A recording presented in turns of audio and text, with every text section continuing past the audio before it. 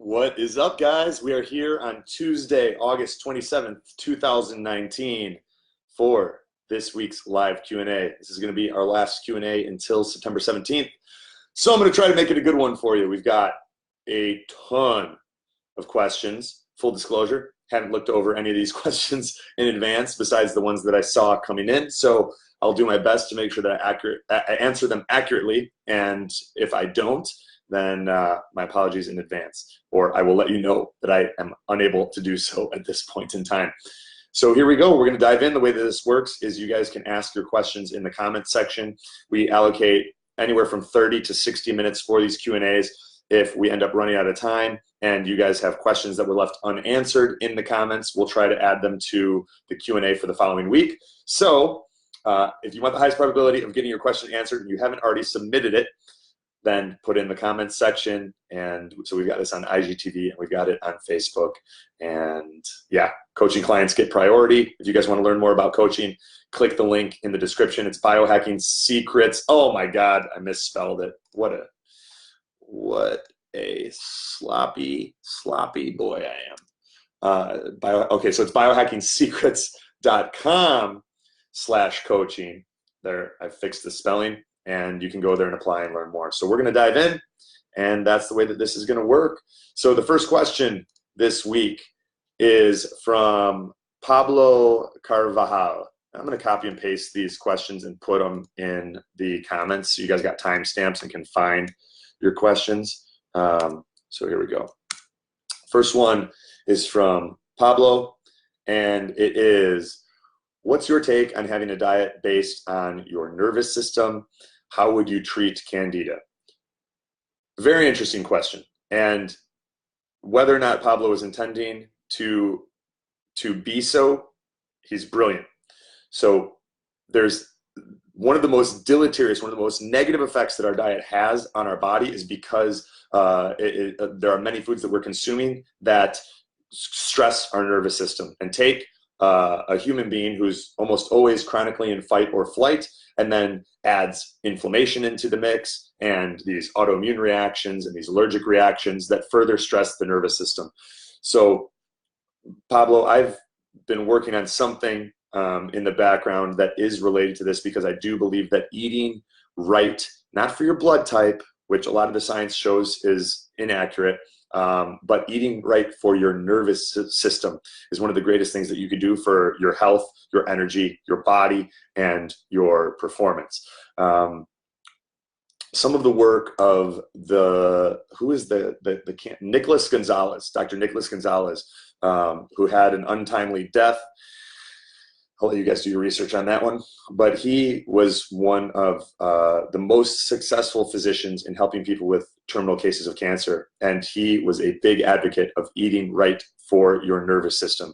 And he has some DVDs that are very helpful and dig into this topic in more detail. It's quite complicated. And that's part of the reason that if we do release something along the lines of eating for your nervous system, or the optimal diet for you based on your nervous system, it would probably come out as a part of one of our more robust courses, or in working with us in a one-on-one level through coaching. But you are onto something there, Pablo. And the greatest advice that I could give you guys that would help and be applicable here is to avoid the foods that are problematic. For most people, all grains, not gluten, all grains, dairy, and alcohol. Those are the biggest ones. And then, some of the other things that I'm sure we'll talk about in this Q&A, but just cutting those foods out for 60 to 90 days, you'll notice a huge improvement in your energy, your cognition, the way that your body looks and feels. If you experience any pain or systemic inflammation, you'll start seeing that improve. So that would be my initial recommendation there, Pablo, based on your brilliant question. Second follow-up question that Pablo asked was, how would you treat Candida? There's a lot of different ways to treat Candida. We're seeing Candida scores, which is one of the things that we test for in our health assessment, go through the roof for many, many people. And it involves a multifaceted approach where we usually incorporate oreganol super strength, cycling between 1 and 4 capsules of that in the morning on an empty stomach. Sometimes we'll use Metagenics, Candibactin AR and BR those were in a popular Johns Hopkins study on Candida, will cut down net carbs, keeping net carbs under 60 grams per day, preferably under 50 grams per day.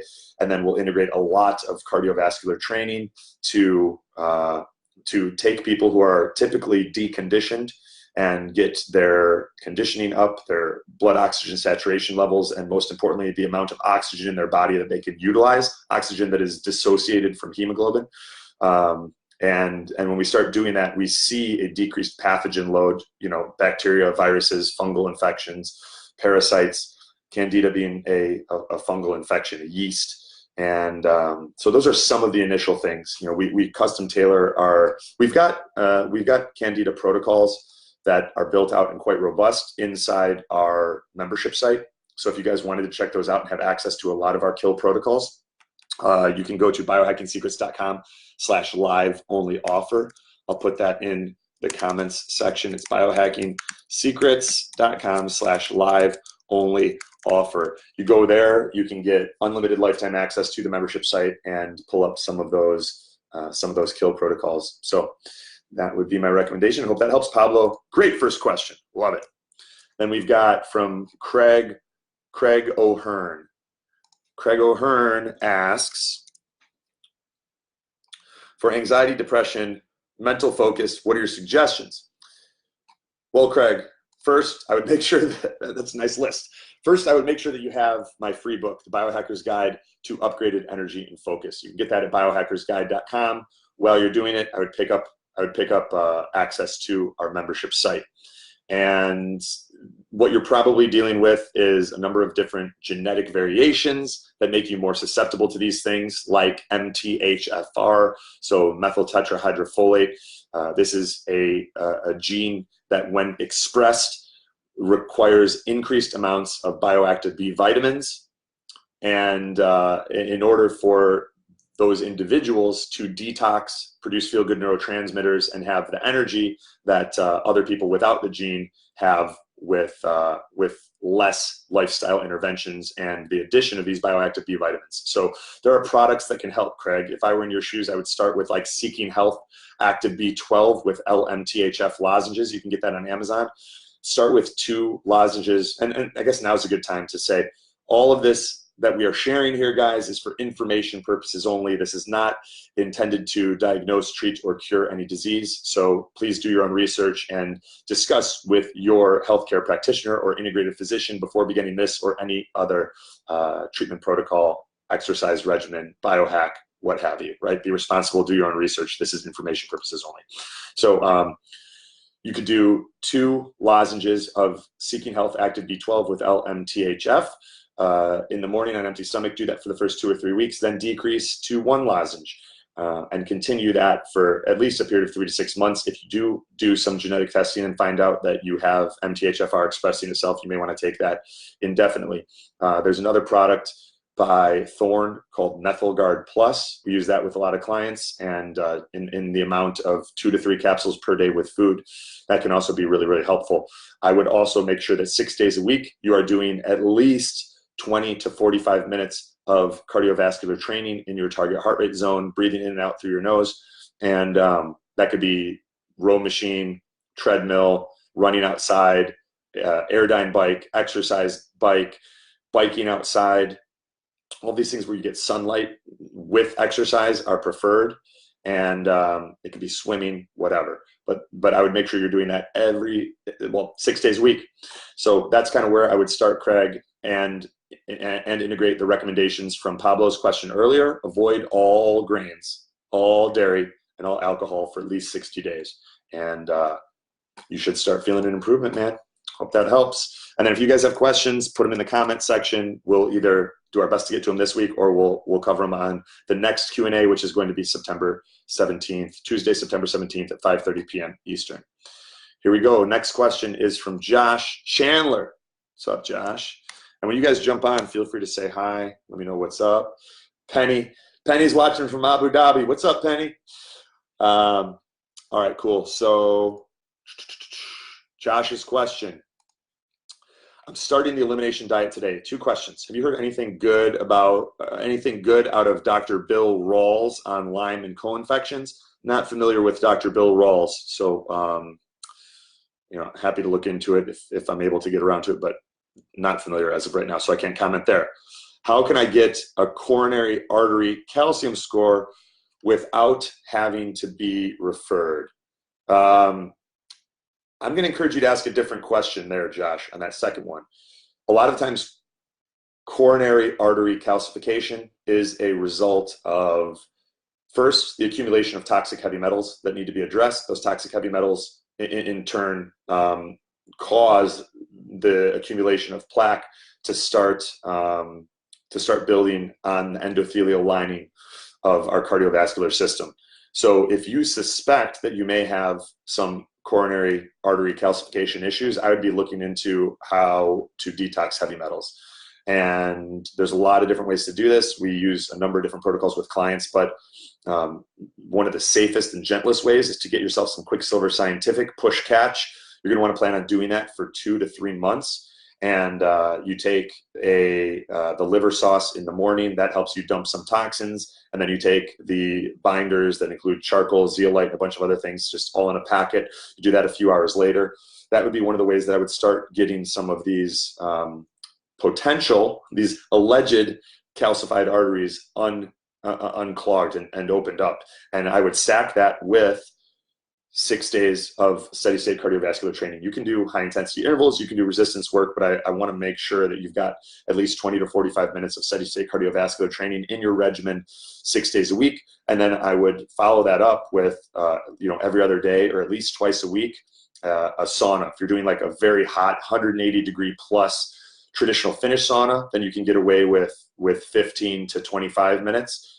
Followed by a cold shower. If you're using an infrared sauna, you're going to want to be in the 25 to 40 minute window. Again, also followed with a cold shower, and you'll probably get more of a return on your investment just going right to those protocols than worrying about having a look inside your arteries right now. If you suspect it, if you notice some signs of cardiovascular, we'll call it suboptimal performance. If you've seen a decrease in the way that how excited you're able to get and maintain that excitement as a man, that could be an indication. If your cardio sucks, if you experience brain fog, anxiety, depression, some of these things that we've talked about in other posts, it's where there's smoke, there's fire. So hope that helps, man. Good question. Next question is from Ethan Dominguez. Ethan Dominguez asks, I'm in Austin, Texas. What's up? What's up, Austin, Texas? I'll be there in a little bit over a week, maybe like 2 weeks for a business thing. So I'm in Austin, Texas. Heat hike at 5, same as sauna. It's 105 degrees with humidity. Yeah, it's the same as a sauna if you're using a weak-ass sauna. I'm kidding, but not really. The saunas, you're talking, for a Finnish sauna, you're talking like 180 degrees plus. That's way more than 105 degrees. I like to exercise in the heat here in Florida. It gets pretty darn hot. It's 85 to 95 degrees most days. When I go for runs in Spain, I was outside in Spain, it was over 100 degrees with the heat index. So that gets you some of these additional benefits of hyperthermic conditioning, but it's not the same. So do both, get them both. Austin's a great place to live though. Next question is from Iron. Iron asks, do you ever have sales on your coaching plans? What options do you have for coaching programs? I know this sounds like a planted question. I can assure you it was not, although my mom is now helping to accumulate questions across all platforms. So maybe she was being sneaky Greek sales mom. That doesn't even make sense, but you guys get what I'm saying. So do you ever have sales in your coaching plans? Not really. Right now we've got a pretty sizable waiting list of applications, even to the degree where when we're able to get on the phone with someone and they're pre-qualified for a coaching program, if we open up a spot for them and we feel like they're a fit, it's like we ask them to be ready to make a decision where they're like, yeah, I want to do this, or thanks, but no thanks. And either way, it's all good, but we don't keep, if we accept someone into the program and they're not ready to make a move, then we just kind of, wish them the best, point them in the right direction if it's not with us. And then we're talking to the next person in line. So we don't really need to do sales or anything like that right now. I'm sure there's cheaper coaching plans and stuff out there, and that might be a better fit right now. We've even added, anyway, whatever. So in short, no, not really. What we're going to do is, for people that are already in coaching programs, we sometimes will offer like temporary discounts where they could upgrade or re-up for another program at a slight discount, but it's nothing crazy. And you kind of already need to be either in a program or invested to, like, we've got an event coming up on October 18th, 2019. And we've opened up a couple spots for people that aren't currently in a coaching program. And if someone were a fit and then they came to that event, I'm sure we're going to have something where they can get involved with coaching at a slight discount, while they're there. So we do stuff like that. But that's about it. I've seen some people have sent me like Bulletproof is doing some coaching and things like that they may be working with doctors, or at least that was what it sounded like in their copy on their sales page. I don't know anything about it, but it's more affordable than working one-on-one with me. So maybe something like that's a better fit. I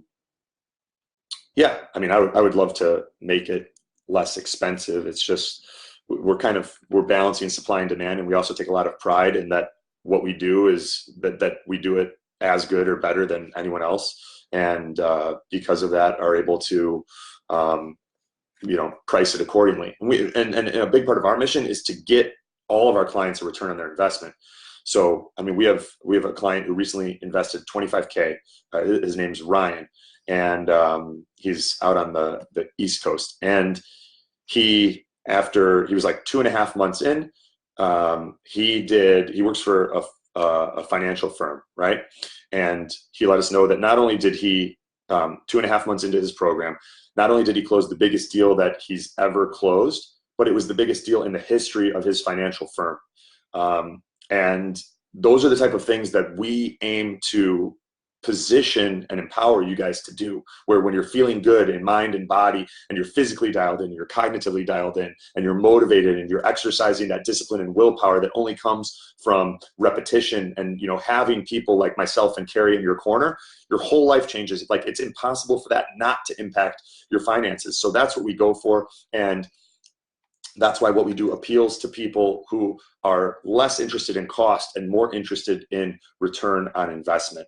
And that's not everybody. We can't work with everybody. Carrie checked in with me today, and he was like, how are you doing with managing, our coaching clients and all of that? And because there is only, one of me and only one of him. And we like to make sure that everyone's getting all of the attention that they can. So hopefully that didn't come across as a sales pitch, because it wasn't at all. I just wanted to explain the situation. But good question. Thank you, Irene. This one's from Jay Johnson. Jay Johnson asks, he says, I work on an airplane, sometimes 3 days in a row. Is there any special diet that you recommend while flying? I've also got some varicose veins. I do compression socks. All right. So flying is very hard on the body, not only because you're so disconnected from the Earth's electromagnetic field, which we need for optimal health, and our cells and our biology rely on those signals to function the way that they are supposed to. But you're also exposed to increased gamma radiation from being so high up. Then you're in essentially like a reflective metal tin can that's bouncing around Wi-Fi now. So all of these things are hard on the body. And when you're flying, you have increased exposure to free radicals. One of the best ways to counter that is with fasting. Now, if you're flying 3 days a week, Jay, you're not going to want to fast 3 days a week, because that could just be too hard on the body, and that could turn an acute stressor into a chronic stressor. But I would definitely be eating less on those days that I fly, and I would be focused on a diet that's very low in free radicals. For many people, that's sort of a plant-based pescatarian vegan template. You're eating in a way that keeps a lower digestive burden. So maybe it's organic green juice and smoothies, and then maybe when you're done flying or just for dinner, you do a regular meal, and that will keep your digestive burden low. And also, if you're avoiding the grains, dairy, alcohol, like we talk about, you're sidestepping some of those inflammatory responses that can also amplify the negative effects of flying. So that would be something that I would do. I also usually take 4 to 10 tablets for I do about 4 tablets of molecular hydrogen for every 2 hours, 3 hours that I fly. So if I'm having a big day of flying, multiple flights, sometimes I'll take down 10 molecular hydrogen tablets dropped in water, and then as soon as they're dissolved, I chug those. That's another way that you can counter some of the potential double-stranded DNA breaks, accelerated aging, and things that come from flying. And then when I'm done flying, I land and get cardio in right away. Unless it's late at night, then I do it first thing in the morning. So hope that helps, Jay. Those are some of the things that I would be doing. This one's from Branch. I think he asked a variation of this in one of our past ones, but I'll touch on it again. Question was, do you have any biohacks for crow's feet around the eyes? If there's crow's feet around the eyes, sometimes it's hormonal imbalance. So I would get a Life Extension Male Elite panel and look at where all of your hormones are at. Sometimes it is fat malabsorption, digestive issues, and maybe the liver's backed up, so that maybe your liver and gallbladder are backed up, so that your body doesn't process fats so well. So then you cut down your intake of dietary fats, and then you're unable to get some of these healthy lipids to your cell membrane and your skin and some of these places that need it. And then the result can be crow's feet. So as a biohack, you could get the Andy Nilo's Alitura Naturals, his derma roller, along with his, he's got a clay mask that's pretty good. So the two of those, using the derma roller and the clay mask once a week, could help, especially around that area. Hyaluronic acid, specifically taking hyaluronic acid orally, so Doctor's Best has a product that's hyaluronic acid with chondroitin, and 2 capsules of that daily with food can also increase some moisture to the surface of your skin. Hyaluronic acid is one of the compounds that actually pulls moisture from within to the surface of your skin, and there's some studies showing an impressive reduction in wrinkles. But I think, Branch, what you really got to do is you got to look at where are your hormones. Get the Life Extension Male Elite panel and see the interplay of those hormones and where they're at. Are any too high or any too low? And then I would be looking at doing, make sure twice a year you're doing a parasite cleanse. Hulda Clark is an inexpensive place to start. Get her freeze-dried ones, not her tinctures, because those go bad faster. Once or twice a year, I'd be doing a kidney cleanse. Again, Hulda Clark is pretty good for that. You can just buy the kit and do it. And then twice a year, I would be doing a liver and gallbladder flush. If your gallbladder or bile ducts are backed up, or there's things that are making your fat absorption and assimilation suboptimal, that's likely the place that they're going to exist, in the liver and the gallbladder. So Andres Moritz has a book outlining it, but essentially it's extra virgin olive oil, grapefruit juice, organic fresh squeezed grapefruit juice, and Epsom salt. And I'll let you look that one up, but those are some of the places that I would dig into to get additional data points and some of the interventions that I would utilize. Cool. This one is from Shanna. Shanna asks, oh boy. Shana asks, can biohacking help with recovery from a spinal cord injury? Very, very broad question. One of my best friends was injured with me in 2007. Imagine a guy who's 27 years old, making a couple $1,000,000 a year, successful trader, jacked, six-pack, and we were on a double black diamond in Colorado. My one friend and I were a little bit further ahead. We were kind of waiting for him. He wiped out and went back first into a tree.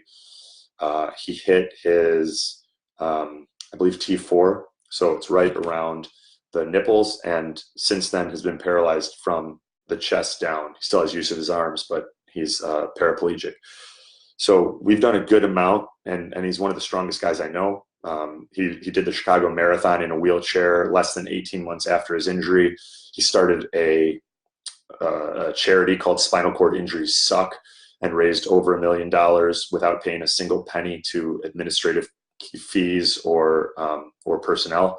Just a very inspiring, brilliant man. And I think that there will be things that we can do for spinal cord injuries. It really depends on the degree, the severity of the injury itself, and how soon. A lot of what we're seeing work is getting the inflammation down right away, because it's like there's the injury and the damage caused by the injury, but then there's a lot of secondary damage that's caused by the inflammation that occurs around the injury site. And they're using certain injections in the NFL and in some pro sports, where if you get those to the location of the injury right away, you can decrease some of those secondary effects that really contribute to the lasting damage. So yeah, there's a lot of biohacks.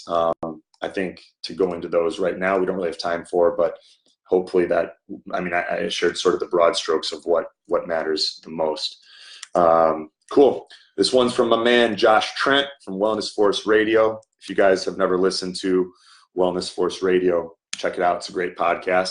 And while we're on it, if you haven't listened to the Biohacking Secrets Show podcast, make sure you go on Apple Podcasts, subscribe, and leave a 5-star review. Like, that's what allows us to create a lot of this free content for you guys, and answer your questions and all of those things. So if there was one ask that I could ask of you guys on this Q&A, is please go to Apple Podcasts, or iTunes, whatever they're calling it now. They change the name like every 6 months. Subscribe to the Biohacking Secrets Show podcast, and then leave us a 5-star review. If you check out some episodes and you enjoy it, share it with your friends. So appreciate that. Josh Trent, Wellness Force Radio, asks, can you share the top 3 to 5 supplements for male sexuality? All right, so I'm going to get just right to the question. Supplements in this case can be helpful, but there's always a root cause underlying decreased libido, sexual function, all of those things. So I'm not going to talk a whole bunch about that. That's get the Biohacker's Guide, pick up my free book, listen to the Biohacking Secret Show podcast, and hang out in these Q&As, and you'll start to pick up on some of those root cause things. But so top 3 to 5 supplements for male sexuality.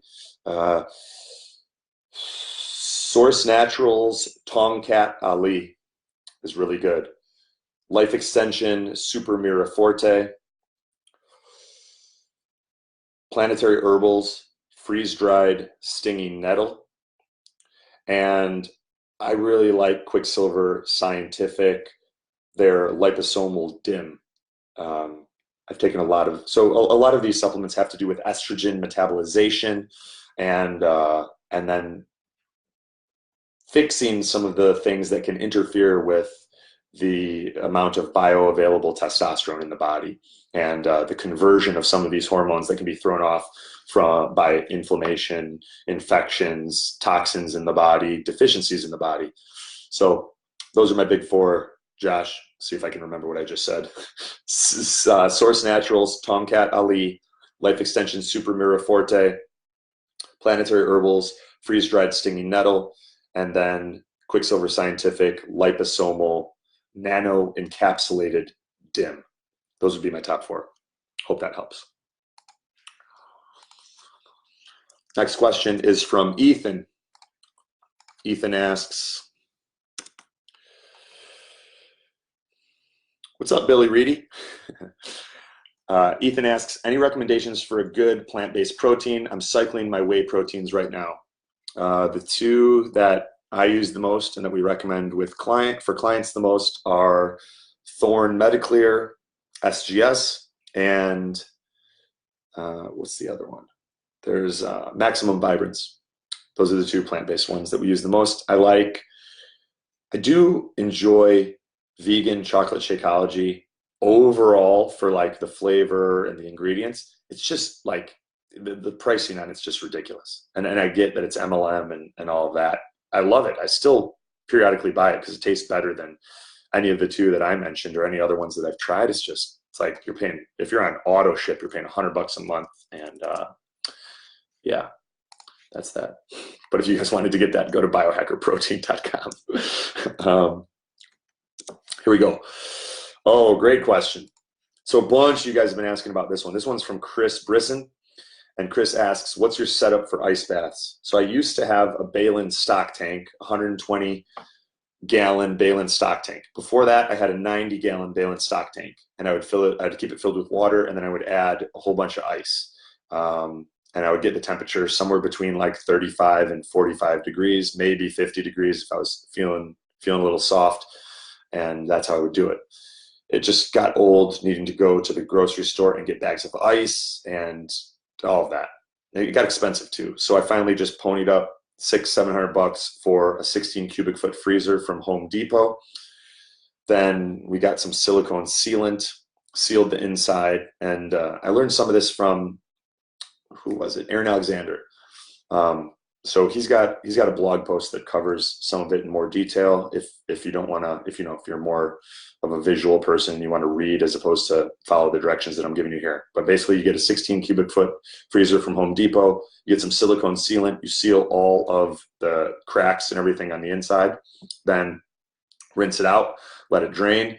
Then you fill it up with water. I put in a ton of Epsom salt, baking soda, essential oils, usually like thieves, lemongrass, clove, kind of whatever I have on hand, but some natural antibacterial, natural antibiotic effects from those essential oils. And then you plug it in. You have a little $10 waterproof thermometer inside measuring the temperature. And when it gets down to like 35-40 degrees, you unplug it. You never want to use it when it's plugged in. And then it'll stay that way for a few days, depending on how much you're using it and what part of the world you're in. Now, I'm in Florida, so I don't have to worry about that thing freezing. If you guys like, that probably won't work in Chicago, having it outside. The whole thing will freeze. So depending on where you put it. So mine's outside in the patio. And that's my setup for ice baths. Hope that helps, Chris. Here we go. This one is from one of our coaching groups, and it says Wi-Fi and LAN lines for less exposure. If one lives in a townhouse or condo, a recommendation for a canopy bed material and a company to purchase from. Go to lessemf.com. Their customer support's great, so you can ask them like you can tell them what your situation is. And if you're in a townhome or a condo or an apartment where you've got people like below you and above you, you're gonna want one that completely wraps all the way around, including underneath your bed, right? So it's not coming up from the floor and then getting trapped and reflected back down upon you by the canopy. I have switched. I got rid of Wi-Fi entirely and picked up a router that doesn't transmit. I'll get you guys the name of that and share it on here. Just give me a second to pull it up in my Evernote. So I bought. So this is Xfinity Comcast compatible. You got to call whoever your service provider is if it's not Xfinity or Comcast and make sure that you can use this. But I got an Arris, ARRIS surfboard. I got their 3.0 cable modem, certified for Xfinity, Spectrum, Cox, Cablevision, and more. The model number is SB6190 white. I intentionally got the one that does not have Wi-Fi. And then with that, I got a TP-Link 8-port gigabit Ethernet network switch, so you can have like 8 cables coming out of that. And then you get a couple Ethernet cords, Ethernet cables, depending on, you can get 20 feet or 100 feet. So it really just depends on how far you are from the router. And then you get some Ethernet to USB adapters, and you're in business. So lessemf.com for the canopy stuff. I think the one that a lot of people get is called the Dream Canopy, but just message their customer support because those are usually around like $1,000 to $1,500. So you want to make sure you're getting the right one. Cool. This is also from one of our coaching groups. And this question is, the safest way to still use your phone when you need charging steps for safety. Not sure what the second part means, but the safest way to use your phone is to have it in airplane mode all the time, except when you need to use it. Be very intentional with it. When I'm using it to make phone calls, I'll do a lot of walk and talks. So I get a selfie stick and I plug in regular headphones like the ones that come with the phone. And so you're holding the selfie stick, not the phone, and you're creating distance between the phone and your body, particularly your brain and your heart. Then when you're at home, if you have, say, they now make adapters that go from Ethernet to like lightning bolt or whatever that jack is called on, on like an iPhone. So I've got one of those too. And that allows you to do a lot of things on your phone without having your phone transmitting and Wi-Fi on. And then I just try to use my phone less. I've got pretty much everything that I do on my phone, from iMessage to, everything else on the computer. And I'll jump on there. I'll create like a post for Instagram. If you guys aren't following, we're on Instagram at Biohacking Secrets. I post a lot of my best behind the scenes biohacks and things like that I'm doing in real time. Lots of stories, lots of cool posts, workout stuff, supplements, nutrition, meals, recipes. So if you're on Instagram, you can hang out at Biohacking Secrets, and that's kind of how I do it. So try to keep your phone screen time, pay attention to your screen time, try to keep it under 3 hours a day. If you're at less than 2 hours a day, you're a rock star. And those would be some of the things that I would do. Okay, so this was a question that was related to a repost. This wasn't one of my posts. This was a repost on Instagram from Anthony Williams, the medical medium. He did a foods to avoid for healing chronic illness. A bunch of people were asking, like, why are eggs listed on the chart? Why is pork on the chart? The short answer is because we've seen a lot of people with chronic illness have autoimmunity and they don't even know it. And eggs are a food that is an autoimmune trigger for a lot of people. It's a food that is very highly immunogenic and allergenic. Now, for some people that are healthy, that aren't dealing with chronic illness, eggs are great. This really depends on where your level of awareness is on that continuum of being like symptom aware versus problem aware. If you have autoimmune symptoms and you don't even know what autoimmune symptoms look like, you're going to be going, why can't I eat eggs? Or you're going to look at his list and you're going to go, what's not on the list? It's building a skill set, and really depends on, you don't have to, if you're dealing with chronic illness, you don't have to get better. Depends on how much the symptoms bother you and how much it's interfering with the dreams that you have for your life and the type of life that you want to live and the way that you want to show up for the people in your life and the legacy that you want to leave. And, if all those things are where you want them, then don't change anything. Who cares? But if they're not, take a look at some of the advice from people who've helped thousands of individuals heal from chronic illness and have recognized the patterns of the foods that tend to slow down that journey. And eggs and pork are two of them. There's many different reasons that, we can go into in another one, but it just works. There's sometimes getting too hung up on needing to see a scientific study will be one of the biggest bottlenecks in your transformation, or if we're talking about chronic illness, your healing journey. Leverage what works from people you trust that are in the trenches doing the work and creating the result that you want to experience for yourself. And Anthony Williams is one of those people. All right, Sean Roberts asks, what's up, Sean?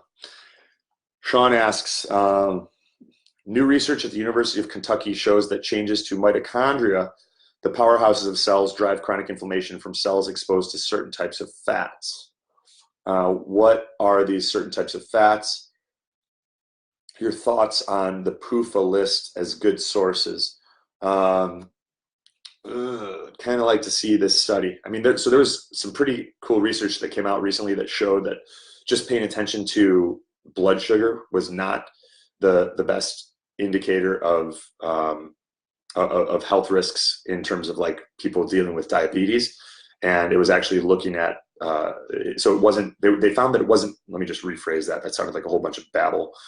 They found that it wasn't blood glucose that was driving diabetes. It was actually mitochondrial dysfunction, like the same thing that we've been saying for years. The same reason that I wrote a book called The Biohacker's Guide to Upgraded Energy and Focus, because if you guys have been part of our tribe for a while, you know that the linchpin in just about every health issue is how well does your body make energy. Your body makes energy primarily in the mitochondria. There's a lot of other places, but if we were to just keep things simple, if your mitochondria are working well and your body is free of toxins, and you're managing your stress, you're correcting deficiencies, you're not going to be dealing with a lot of these diseases, these lifestyle diseases that, frankly, unless you've got type 1 diabetes, if we're talking type 2 diabetes, that is a disease of choice.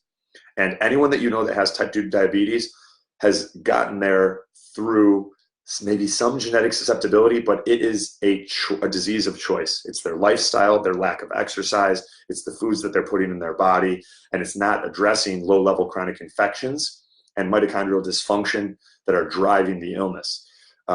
So I think that we're talking about a different study here, I believe, but I don't have a link to the study. I just have basically a headline, and then what are these certain types of fats? I would need to see the study. I'm assuming we're talking about hydrogenated fats, some polyunsaturated fatty acids, which is what PUFA stands for. Matt, there's been a lot of people that have been talking about PUFAs and some of the risks there. Personally, I get most of my fats from extra virgin olive oil. I'll mix in some butter, some ghee. Occasionally I'll use, I'll get animal fat when I do consume animals, lots of avocados. And that's sort of where I like to play with the fats, some coconut oil here and there. I'm not drinking brain octane or MCT oil or any of that stuff. I try to eat it as close to the way that it would be found in real food. And those are some of my go-tos. I would need to pull up this study and dig in a little bit more to be able to answer that question in more detail, Sean, but hopefully you got some nugs there, even if they were a bit obtuse. Another question from our coaching group. Benefits of the safe sleeve for your phone. Are earbuds okay, or what is a safer alternative? So I had just ordered a safe sleeve for my phone. I'd had some cases in the past that were designed to reduce the amount of radiation that you're exposed to. Apparently I bought the wrong size safe sleeve. It said that it was for 6, 7, and 8, which seemed suspicious at the time, but I have an iPhone 8, and then when it arrived, it doesn't fit. So I got to send the safe sleeve back. But looking at the research that they're putting out, it shows a pretty substantial reduction in radiation. Now, as I mentioned, I also, if I'm talking on the phone, I'm holding it in a selfie stick, and I'm using not those AirPods. I'm using corded earphones, not putting Bluetooth in my head. If you guys are using those AirPods, it's your choice. I think it's not a wise one. And then, but you can also just put your phone on speaker, and if you don't have people around you, you can just throw it on the desk in front of you. So yeah, I'll let you guys know more on the safe sleeve when I've tested it, but you can go and read some of the research on their website and some of the reductions that it's able to deliver. And it directs a lot of the radiation away from your head, as opposed to allowing it to also be directed towards your head. All right, next question is from Dana. We're getting down there, getting to the home stretch. We got at most 17 minutes left. Okay. Dana asks, when doing single arm steel mace halos, is it best to keep the feet so wide apart? I don't know. I'll tell you guys when I don't know.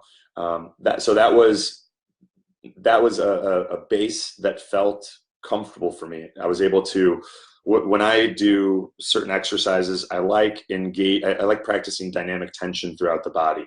So if you're going to be doing a squat, or even just getting a little bit of bend in your knees to establish a base for single arm steel mace halos, I like to screw my feet into the ground and with a slight bend in my knees, push my knees outward to engage the glutes and then tighten up my core. And so that I've got this dynamic tension, this contraction throughout the body that's protecting the spine and reducing risk of injury. And then I'm able to do the exercise, which is, you're going both directions with the steel mace. And I feel solid. I feel like if someone were to come up and, tackle me or push me, I would be unfettered. Whereas if my feet are close together, it's less of an athletic stance. You're easier, your base isn't as strong, and it's easier to push you over. So I did that because it felt good, and I'm sticking to it. No, I'm sure it could go either way though. All right, this one's from Cody. What's up, Cody?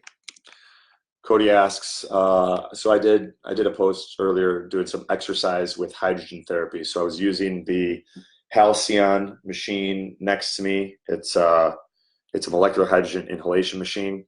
Tons of research on it for cognitive performance, cognitive endurance, reducing risks of Alzheimer's, dementia, Parkinson's. And I use it every day. And I just recently started doing some exercising with hydrogen therapy where I'll use it doing nasal breathing on the treadmill. And the question here is, are there any studies on the benefits in more detail? So Gordon Farquhar, who is the man behind the Halcyon, I messaged him and I said, Gordon, is anyone doing exercise with hydrogen therapy? Because I feel like there's a lot of promise there based on what we know. Like a lot of my job is connecting dots that maybe other people haven't connected. And he went and did some digging and he found one study that had been conducted on exercise with hydrogen therapy. It had just finished, but the results will not be published until December. So I plan on continuing to keep it as a part of my routine and reaping what I anticipate will be the benefits. I'm not really concerned about the risk. I think it's asymmetric risk, low or no downside, very high upside. And yeah, so the first study was just done and the results aren't published, but keep an eye out in December and I'll also keep you guys posted on my experience. All right. Nate Willie asks, said, I've been drinking hydrogenated water for a year now, and I'm a firm believer in the benefits. Me too. What have you noticed during or after a hydrogen therapy session? I'm assuming he's talking about the inhalation. So inhalation is much more cognitive focused. The water can help with energy, but a lot of it is also impacting your gut. And there are some downsides to the water where if like someone has small intestinal bacterial overgrowth, there's research suggesting that it could actually be that consuming hydrogen-rich water may be contraindicated and actually feed the bacteria in the small intestine, which is supposed to be a sterile environment. What I notice, I run the Halcyon machine for 1 or 2 hours a day just while I'm doing work, and I feel like it helps with my energy, my cognitive function. I notice if there's a night where I go out and have some fun, I recover quicker, breathing that hydrogen-rich air the next day. And those are some of the benefits that I've noticed. But I still use the tablets and H2Bev, Hydro Shot, and those sorts of things. Yeah. Next question from Jim Lyons. These Q&As they're cognitively demanding. You start getting mushy brain. Was that Jim? Jim Lyons, right? Yeah, Jim Lyons asks, what's the hydrogen supposed to do? What are the benefits? I think we kind of covered that. It's an antioxidant, very, very small. So like if you look at the relative size of CoQ10, it's about the size of your fist. Molecular hydrogen gas is about the size of the tip of your thumb. It's able to get into the cell more effectively, neutralize the free radicals like peroxynitrate from all the radiation that we're surrounding ourselves with Wi-Fi, cell phones, computers, cell towers, etc., and can also prevent some of the damage from double-stranded DNA breaks. I think when you breathe it and you inhale it, it also helps do that in the brain and the mitochondria of the mind. Next question is from Dana Thrower. And we've got, there's a ton of podcasts and things that we've done. Listen to the podcast that we did with Tyler LeBaron from the Molecular Hydrogen Institute on the Biohacking Secrets show. So when you guys go and you find the Biohacking Secrets show and you subscribe and then you leave a 5-star review, then go listen to the episode with Tyler LeBaron. You're just going to need to put on your scientist hat and be ready to strap yourself in, because once that guy gets going, there's no turning him off. And he drops a ton of knowledge in a very short period of time. And, just get ready to strap in and go for a ride, because there's a lot of gold in there. He's a super, super smart dude. What happened there? All right, next question. This is from Dana. And Dana Thrower asks, she's asking about E3 Live. Have you tried your living water and your thoughts? I'm not familiar with what your living water is. So I don't have any thoughts. We'll have to, maybe Dana, if you want, you can put a link or something like that. I'm guessing I haven't tried it if I don't recognize it, but happy to take a look and maybe give a little bit more detail. But right now, I'm not sure what that is. Ryan asks, Ryan Pratt, what's up, Ryan? Ryan asks, I've heard phone protective cases can actually make the EMF exposure worse because the phone does not receive a good enough signal and actually thus ramps up the EMF receiver on the phone. Possible. So this is part of the reason that like your exposure to non-native electromagnetic fields on your phone is amplified when you're driving. Because like if you're sitting in your house and you're using your phone finds the closest cell tower and then it establishes that connection. Or a bunch of the internet service providers like Comcast, Xfinity, they're now actually taking the Wi-Fi routers in your home and turning them into hotspots for all other Comcast and Xfinity customers in the area so that they have better reception too. The problem is that you now have much higher power output from your router and are thus experiencing, the effects thereof.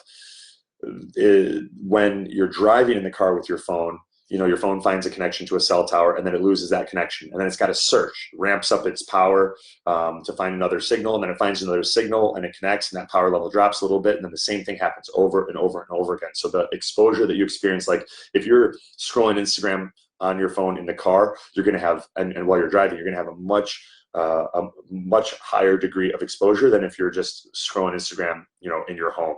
And both of those are way more than the example that I gave earlier, where if you plug into an adapter and an Ethernet cable where you can use your phone without Wi-Fi, then you'll have no exposure and still be able to do a lot of the same things. So that's a wiser result. I don't know. I think this is a great question and definitely worth testing. We got to quantify. We're talking about a lot of variables here, and they would need to be quantified in both ends. But I'll take my ENV RD10 meter, and I'll let you guys know once I get the proper size smart sleeve case. Sophia asks, what's up, Sophia? Sophia asks, I'm on antibiotics for candida, probably antifungals, she means, and mostly eating low-carb keto diet for supporting that. However, I do need to have a higher carb day every third day or so to keep my sleep optimal. What are the best carbs to eat in this situation when I need to? So for some people, I'm going to name the one that's kind of on the fence first, organic sushi rice, jasmine rice, basmati rice. People that are that are dealing with some degree of food sensitivities, autoimmunity, probably will want to hold off on that. The sources that work pretty well for just about everyone: sweet potatoes, yams, squash, white potatoes, yuca, taro, cassava, organic blueberries, raspberries, blackberries, sometimes apples, sometimes pears.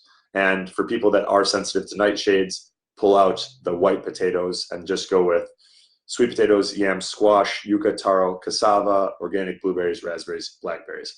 Hope that helps. Stephen asks,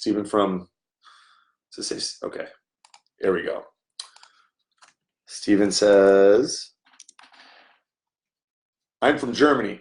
What do you think about coffee? I love it. I quit black coffee for 1 week and I feel so great, so peaceful, and so natural. I just drink some organic green tea or mate. Why is coffee so bad for me? Probably have leaky gut. You're probably a slow metabolizer of caffeine. Some of that is genetic, and you may have some autoimmunity. Those are the three reasons that coffee may be negatively affecting you. You may also have you may be deficient in magnesium. That can amplify some of the negative or like nervous feelings of coffee, as can, I'm thinking through some of the other scenarios.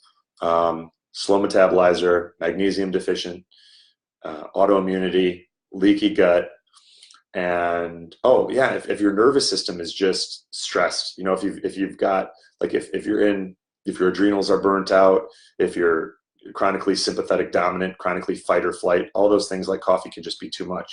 But it's not that way for everyone, and for some people coffee is amazing and healthy. It really depends, and that's why there's no one size fits all diet. Cool, hope that helps. Whitney asks, what's the name of the book?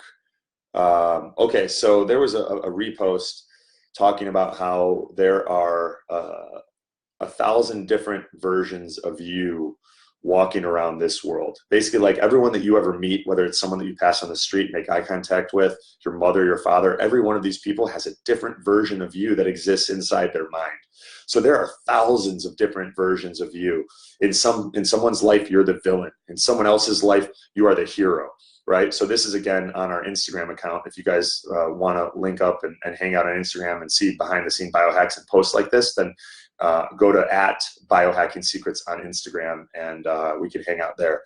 But the name of the book it's called One, No One, and 100,000, and it's by Luigi Pirandello. I think it's Pirandello. The name of the book again, One, No One, and 100,000 by Luigi Pirandello. Last two questions, here we go. And so these are going to be the questions, these are going to be the last two questions that we cover for this week, but all of you guys that asked questions in the comment section, we'll take those and we'll add them to the Q&A for Tuesday, September 17th at 5:30 p.m. Eastern. So go on your calendar and set a reminder for Tuesday, September 17th at 5:30 p.m. Eastern time, and we'll answer all of your questions, or we'll do our best to answer all of them on that Q&A too. So I just know Kumpa's gonna get pissed if I stay on the Q&A because I'm supposed to take him to the dog park. So yeah, he's sitting here looking at me. I can't do it, guys. These gotta be the last two. All right, so this one is from a number of different people about peptides, and the question is, what sources are available for purchasing peptides, and what do you look for as far as the quality, where and how they are injected? All right, so I'm going to give you guys some sources for peptides. You can get them from a number of practitioners. Like there's Thrive MD and Whole Health in the Chicago area. There's there's a bunch. Most physicians that work with that are somewhat progressive can get you peptides like BPC 157, maybe TB 500. And again, this is another post on Instagram, so make sure to follow @Biohacking Secrets if you want to. Here are some of the sources where you can get peptides online. So Nordsci, NORD-SCI.com. They've got BPC 157. There's an Australian site, peptidesonline. It's either like .com or .au or something like that.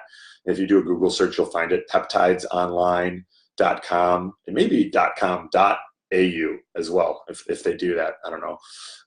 Extreme Peptides is a resource, and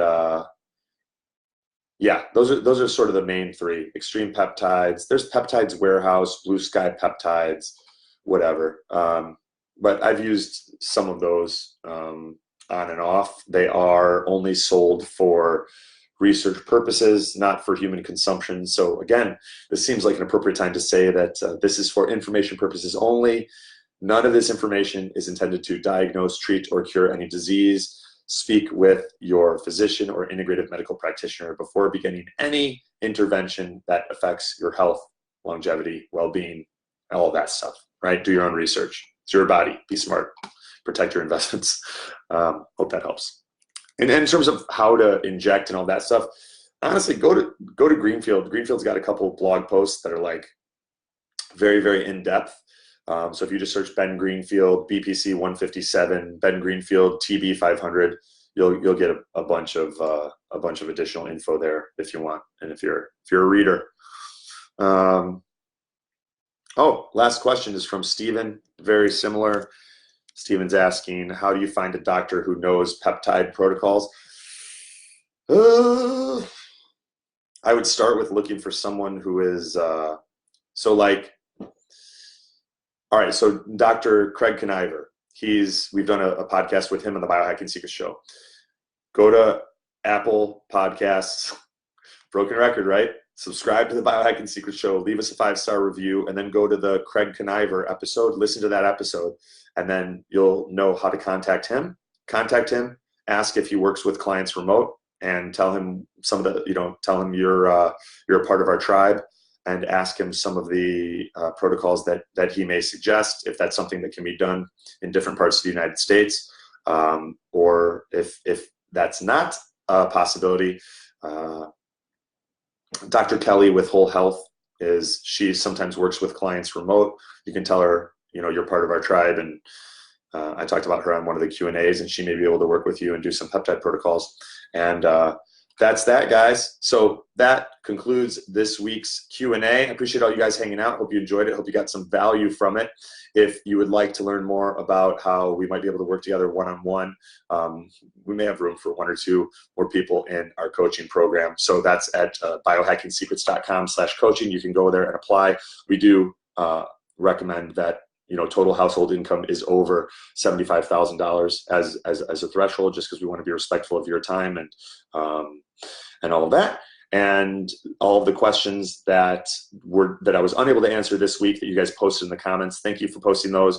If you posted them on IGTV or Facebook, my mom will accumulate those for you and get them all ready for the next Q&A on September 17th, Tuesday at 5:30 p.m. Eastern.